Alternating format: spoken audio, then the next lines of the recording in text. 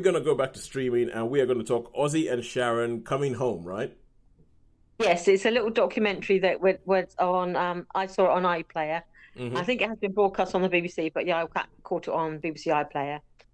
It is basically almost like a final chapter to the Osbournes, because obviously back in the day, the Osbournes sort of burst onto our sort of reality TV thing in a way that we'd never seen before. I mean, it's before They kicked it off. Kardashian. The current reality TV boom that we have right now, the Osbournes kicked it off. Yeah, way before all that The malarkey. Kardashians owe their livelihood to the Osbournes, Mm, as far as yeah, I'm yeah, yeah. concerned. So this was like a fly on the wall. You don't know how sort of sanitized or how edited it was, but it felt like a fly on the wall thing, following this family, Sharon and Ozzy Osbourne and their sort of two children. One their other child was decided not to be involved, so they were always off screen or their image was edited out or any mention of them was like expunged. Or is that Um, they, Kelly and Jack?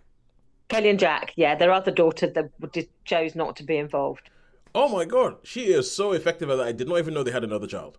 Yeah, and he has other children as well. So sometimes his older son from his previous relationship, his marriage, would appear in the show. But anyway, but it basically followed like the four of them. Yeah, And the sort of Kelly and Jack were quite young then, and Ozzy and Sharon had like relocated to America to pursue different sort of things there.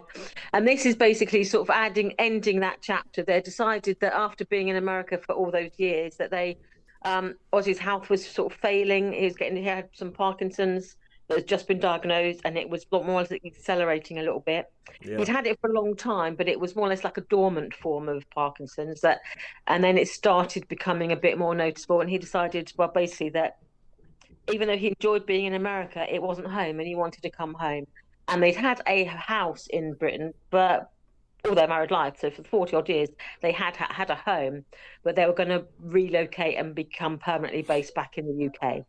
And this was started off like 2 years ago. It's the timeline is, and that Yeah. they were getting their house completely refurbished in the UK, a new extension built, redecorated throughout, refurbished, having an artificial lake built in the grounds. And so it was over this time period you were seeing them how they were getting their sort of drawing their lives to a close in America and preparing the way to come back to the UK. And obviously, watching this film, we know how this story ends because it's one of those films you can't watch it and not know what the sort of the sequel to this story is, and Yeah.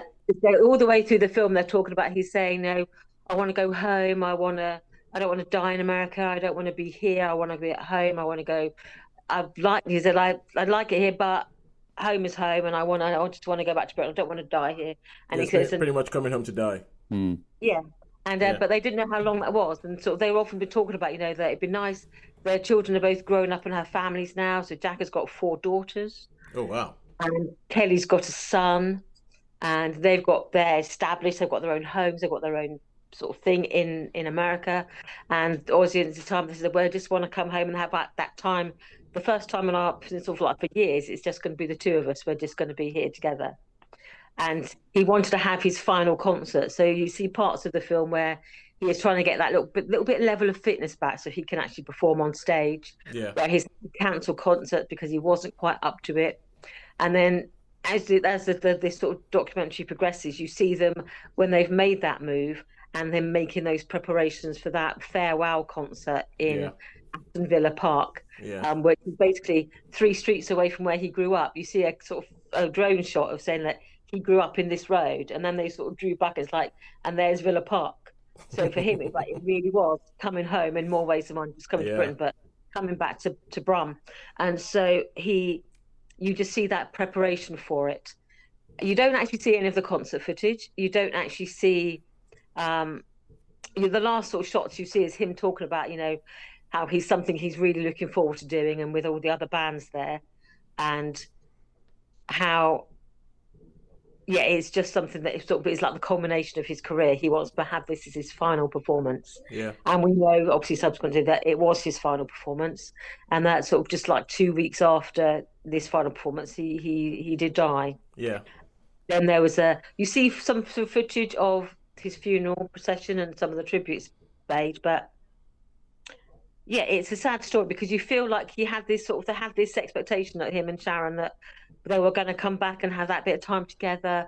That they knew that his health was failing, but that there was that expectation that there was going to be a little bit more time, Yeah. and the events overtook them, and um, they came back to Britain, and then within like a few months that he had died, and that he was laid to rest at home as he wanted.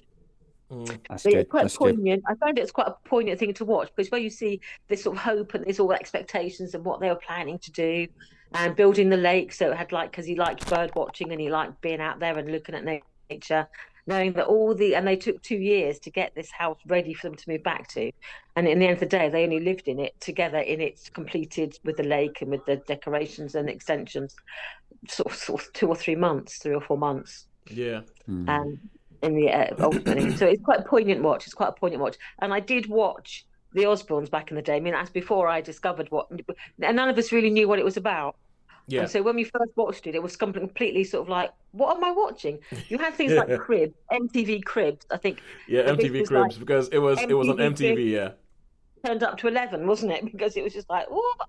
And so it was just something completely out there. I mean, Yeah. I don't think I've watched reality TV since in this format.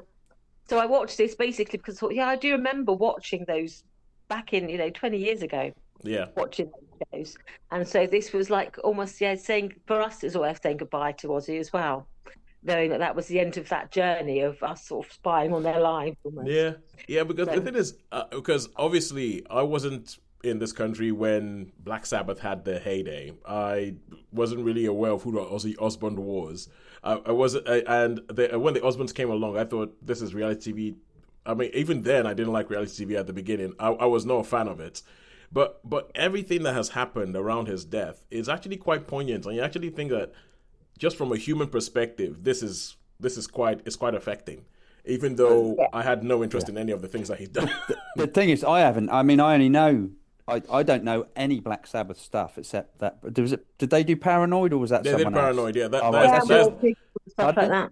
that. that's the War Pig. one that I what was don't that? know that one. I mean, I know my War Pig. music, but I don't. I was never. You see, with me, I'm never into the Pink Floyd, the Black Sabbath, or the Led Zeppelin. I don't know I know Paranoid, and enough that's about them. it. It's Yeah. kind of like how with Motorhead, I know that one song, Ace of Spades. Ace of Spades. And Yeah, then that's it. that's it. Funny enough, That's you should it. say that. There's a lovely documentary about Lemmy. I saw it years ago. But Yeah, that we was. could go on that one. Oh, actually, I just Yes, I realized. found it quite poignant actually. So I would say that would be my summing up was that it was poignant. It was actually quite moving. I feel like it was in some ways there were quite big jumps in time. So I think it was maybe to protect a little bit of some of their privacy, even though you feel they probably put it all out there.